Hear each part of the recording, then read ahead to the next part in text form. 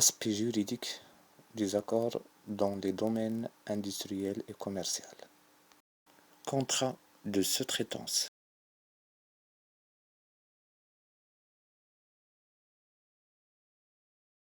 Le contrat de sous-traitance est une convention par laquelle une entreprise appelée donneur d'ordre délègue un certain ensemble d'activités de service ou de production à une autre entreprise appelée sous-traitant, tout en conservant la totale responsabilité.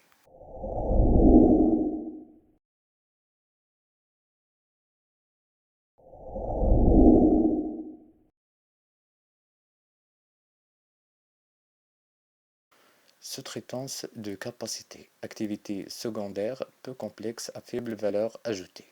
Pour faire face à un accroissement temporaire ou occasionnel d'activité, on peut faire appel à un sous-traitant dans le cadre d'une relation simple à court terme.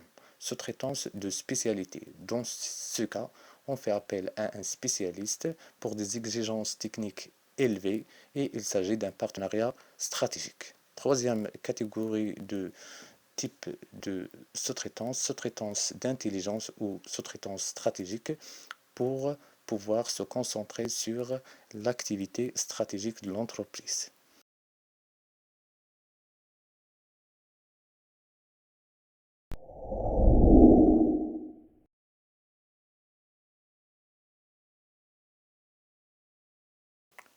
Les principales obligations du sous-traitant dans le cadre d'un contrat de sous-traitance sont les suivantes.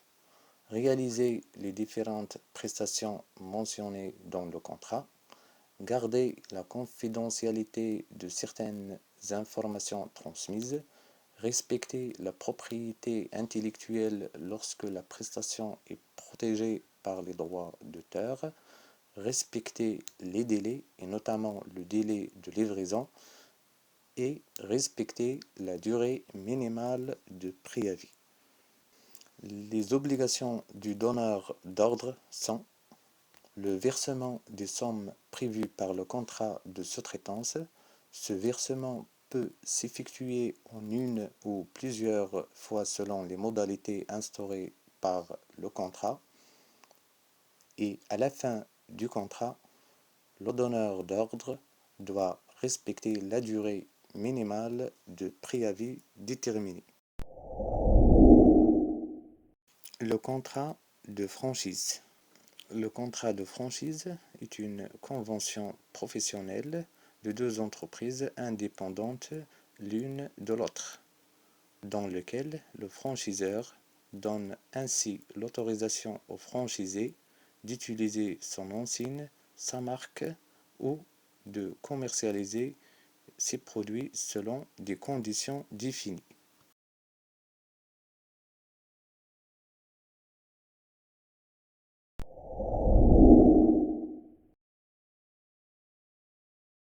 Franchise de production permet au franchiseur de mettre à la disposition du franchisé son savoir-faire dans l'élaboration d'un produit donné qui sera commercialisé avec sa marque.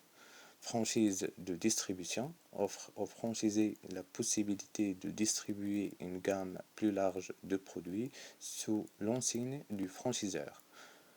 Franchise de service permet au franchisé, comme son nom l'indique, de commercialiser des services sous l'enseigne ou la marque du franchiseur.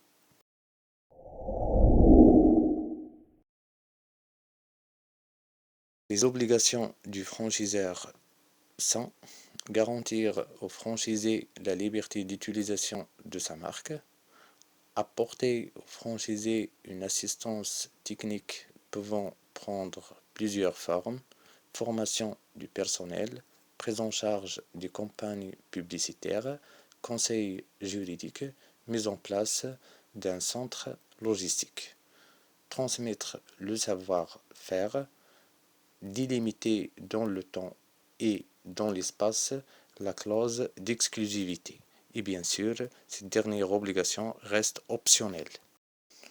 Les obligations du franchisé sont paiement du droit d'entrée et des redevances aux franchiseurs, respecter les normes imposées par le réseau, respecter l'image de marque du réseau, non-divulgation du savoir-faire du franchiseur, l'approvisionnement exclusif au prix du franchiseur, optionnel.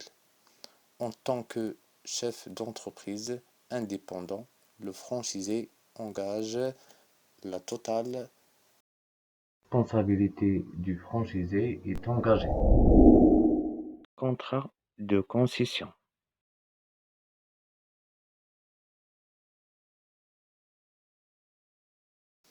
Le contrat de concession est une convention liant un fabricant, appelé le concédant, à un commerçant, appelé le concessionnaire, auquel elle réserve la vente d'un produit sous condition qu'il satisfait à certaines obligations.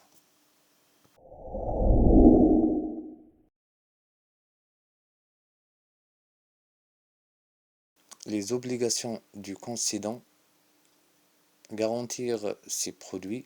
Il est alors soumis à la garantie des vices cachés vis-à-vis des clients du concessionnaire.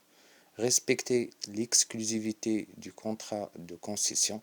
Il doit respecter le secteur réservé aux concessionnaires, garantir une assistance matérielle et technique et commerciale aux concessionnaires, permettre aux concessionnaires d'utiliser tous les signes permettant le ralliement de la clientèle comme la marque ou l'enseigne.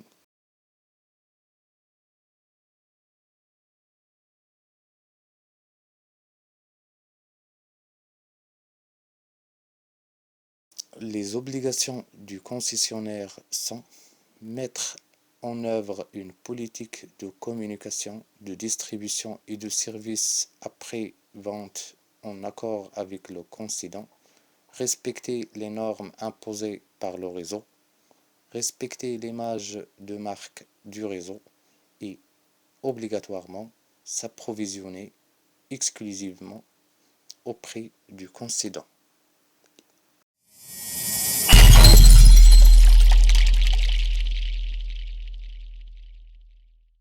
Une partie n'a pas respecté et n'a pas tenu ses engagements dans le cadre de ces contrats, l'autre partie dispose d'un certain ensemble de mesures qui la protègent.